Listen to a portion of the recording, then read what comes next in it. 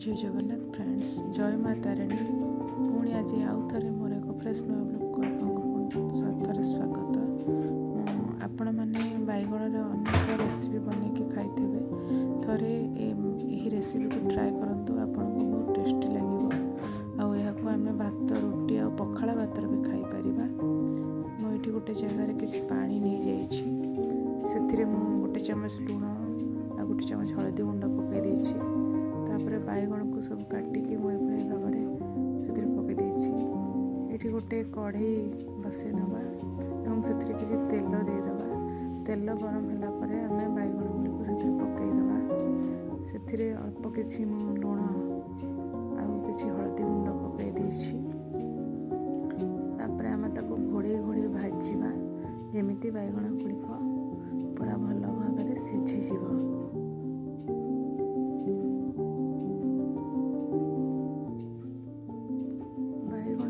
सीझा मध्य आम तार मसला प्रस्तुत करवा।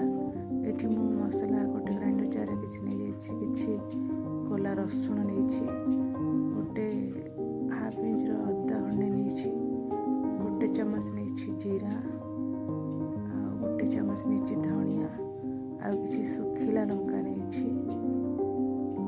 आउ लंका गुंडर यूज करी कारण आम घरे किए लंका गुंड खाइबा पसंद करते। आपण मैंने जदि चाहिए आप लंका गुंड यूज करें, मुझे लंका गुंड यूज करना। मसला को आम भल भाव बाटिक पेस्ट बन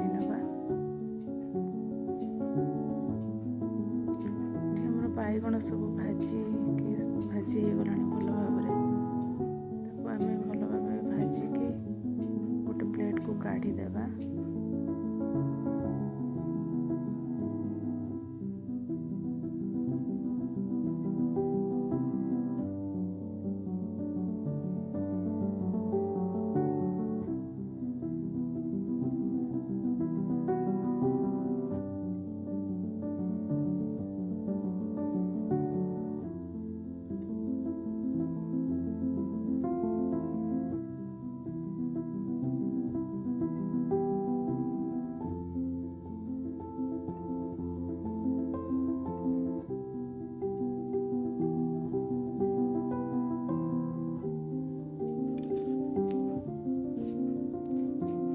कढ़ई रे अल्प तेल अच्छे से अल्प किसी तेल देला पियाज गोटे टिक रखी तादर पकई देछि। पियाज को आम पूरा नाली है पर्यंत भाजवा। ए पियाज सब नाली हो गला मुझे ढाली देवी मसला बाटिक रखी मसला को ढाली देवी एवं भल आम कषा।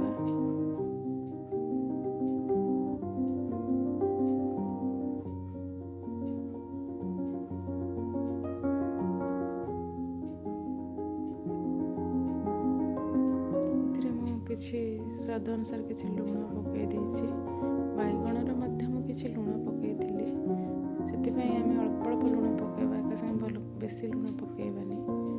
ये अल्प हलदी गुंड पकई देछि। लुण हल्दी पकईला भल भाव आम कषा। मसला भल भाव ये कषि हो गला। गोटे छोट टमाटो को बाटिक रखी तादेह पकई देछि।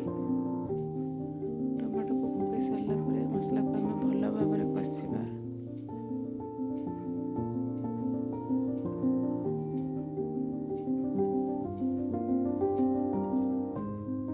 मसला अल्प कषि सारापर मुझे पकई एवरेस्ट मीट मसलार गोटे छोट चमच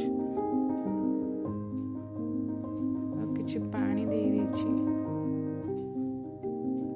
दे सारापर आम मसला को भल भाव 5 मिनट पर्यंत कषा। धीरे धीरे लो फ्लेम रे आम कषा। बेसी गैस फ्लेम बेसी हाई करवा ना। ये देखो मसला भल भाव कषाइला, मसलारू तेल छाड़ी गला।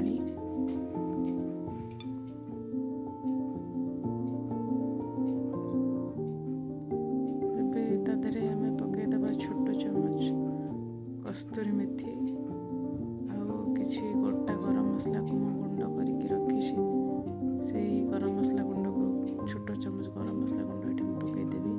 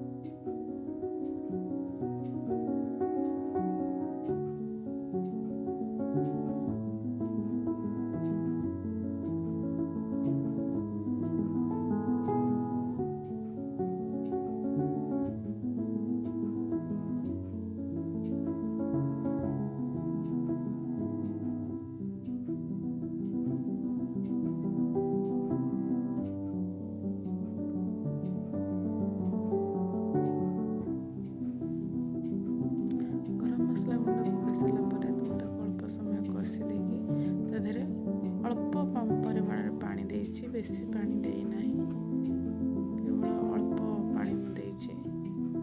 ଏବଂ ତାପରେ ପାଣିଟା ଫୁଟିଲା ବେଳେ, ଫୁଟିଗଲା ପରେ ଆମେ ସବୁ ବାଇଗଣକୁ ତା ଦେହରେ ଛାଡ଼ିଦେବା।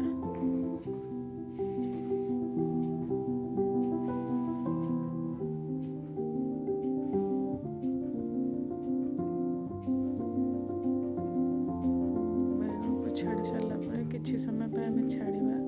ଗୋଟିଏ ପଟ ମସଲା ତା ଭିତରେ ପଶିଗଲା ପରେ ତାକୁ ଆମେ ପୁଣି ନଉଟି ଦେବା ଏବଂ ନଉଟି ସାରିଲା ପରେ ମଧ୍ୟ ଆମେ 1 ମିନିଟ୍ 2 ମିନିଟ୍ ପାଇଁ ଛାଡ଼ିଦେବା ତାକୁ। ତାପରେ ଆମେ ଗୋଟେ ପ୍ଲେଟ୍ରେ ତାକୁ କାଢ଼ିଦେବା ଏବଂ ଖାଇବାକୁ ଦେଇଦେବା। ଏହାକୁ ଆମେ ଭାତ, ରୁଟି, ନାନ୍, ପଖାଳ ଭାତରେ ବି ଖାଇବାକୁ ଏହା ବହୁତ ଟେଷ୍ଟି ଲାଗିବ।